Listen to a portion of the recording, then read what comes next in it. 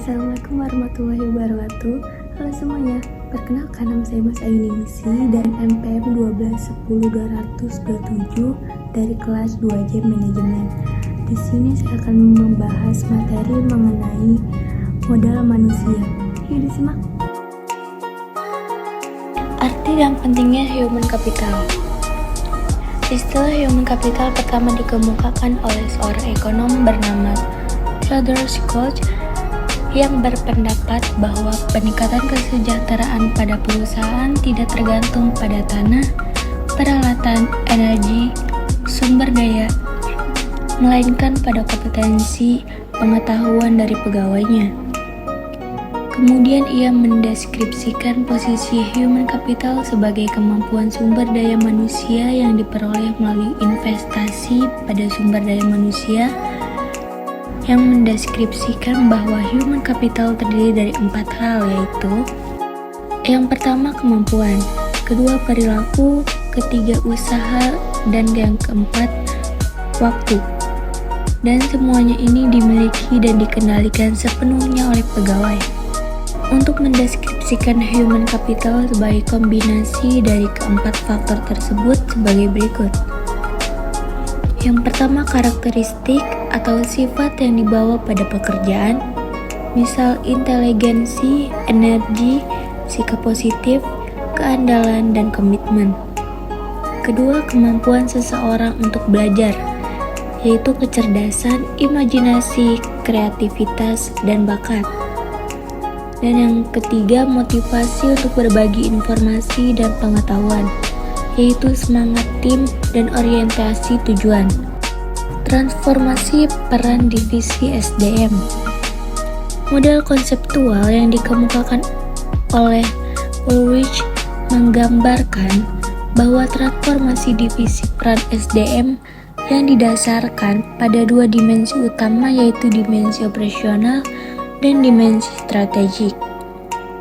Dari dua dimensi ini muncul 4 peran SDM, yaitu strategic partner, administrative expert, employee champion, dan change agent. Yang pertama, strategic partner, yaitu departemen SDM harus mampu menjadi partner bagi manajer lini dan manajer lainnya dalam eksekusi strategi dan membantu merealisasikan perencanaan. Kedua, administrative expert membantu tercapainya efisiensi administratif dan memastikan bahwa kos dapat dikurangi dan kualitas tetap terjaga secara kontinu. Dan yang ketiga, employee champion. Departemen SDM harus dapat menunjukkan komitmennya terhadap manajemen dan pada waktu yang sama berusaha meningkatkan kontribusi karyawan lebih besar. Dan yang keempat, change agent. Departemen SDM harus dapat menjadi agen perubahan yang kontinu, membantu proses-proses dan kultur secara bersama, meningkatkan kapasitas organisasi untuk lebih baik. Tingkat kompetensi dalam sistem pengukuran human capital. Ada 3 tingkat kompetensi. Yang pertama, activity level, yaitu pengukuran aktivitas rutin SDM seperti rekrutmen, pemberhentian, promosi, dan lain-lain untuk syarat laporan internal. Kedua, functional level, yaitu kolaborasi dengan unit fungsional organisasi, misal divisi dalam mengukur aktivitas, mengumpulkan dan menerjemahkan data dan mengambil tindakan koreksi.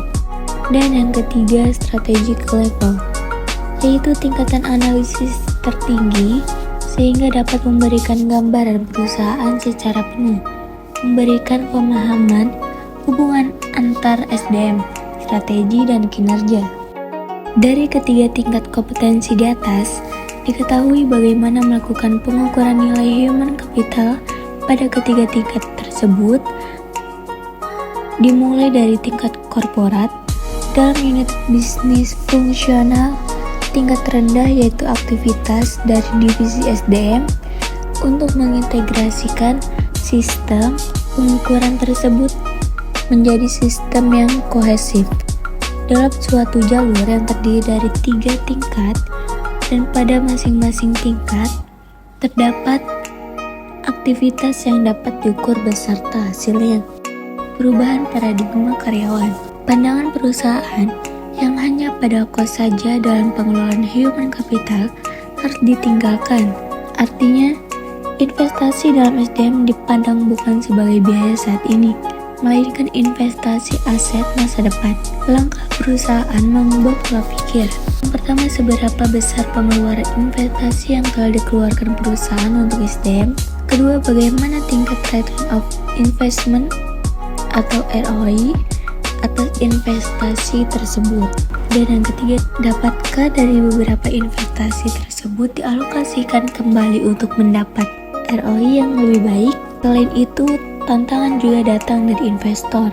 Jika mereka membutuhkan informasi untuk membuat keputusan tentang SDM, sehingga mereka memiliki gambaran perusahaan komprehensif dan dapat memprediksi kemampuan perusahaan dalam menciptakan nilai di masa depan.